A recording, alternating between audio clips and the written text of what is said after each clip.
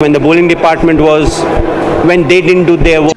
যদি আজকের ম্যাচে আরসিবির বিপক্ষে কাটার মাস্টার মোস্তাফিজুর রহমান আমাদের চেন্নাই দলের হয়ে থাকতো তাহলে যেন কখনোই আরসিবির বিপক্ষে ম্যাচ হারতাম না আমরা। উপস্থাপকের করা কঠিন প্রশ্নে সবার সামনে এসে একই বলল চেন্নাই দলের ক্যাপ্টেন মহেন্দ্র সিং ধোনি। হ্যাঁ দর্শক, বিস্তারিত জানুন পুরো ভিডিও জুড়ে। দেখা গিয়েছে আজকের ম্যাচে আরসিবির বিপক্ষে মাঠে নেমেছে চেন্নাইয়ের মতো শক্তিশালী দল, আর আরসিবির ব্যাটসম্যানরা আগে ব্যাটিং পারফরমেন্স করতে নেমে যেন চেন্নাই দলের বলারদের তুলোধুলো করে পিটিয়ে মাত্র 20 ওভারে দলের জন্য সংগ্রহ করেছে 197 রান। আর সেই রান টার্গেটে ব্যাট করতে নেমে যেন ওপেনিং পজিশন থেকে বড় বড় হার্ড হিটার ব্যাটসম্যানরা যেন একের পর এক উইকেট হারিয়ে শেষ পর্যন্ত আরসিবির বিপক্ষে খুবই লজ্জাজনকভাবে ম্যাচ হেরে যায় চেন্নাইয়ের মতো শক্তিশালী দল।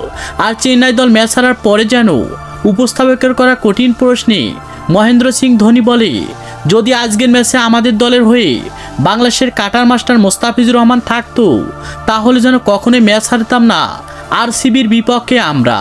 কারণ হয়েছে গতবার দেখা গিয়েছিল এই কাটার মাস্টার মোস্তাফিজুর রহমান একাই যেন আরসিবির বিপক্ষে দুর্দান্ত বোলিং পারফরমেন্স করে 4 উইকেট শিকার করেছিল তিনি।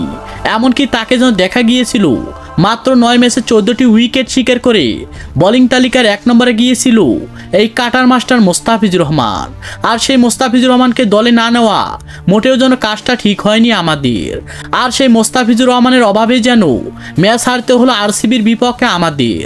তো দর্শক, আসলে কি বাংলাদেশের কাটার মাস্টার মোস্তাফিজুর রহমানের অভাবে আরসিবির বিপক্ষে ম্যাচ হেরেছে চেন্নাইয়ের মতো শক্তিশালী দল?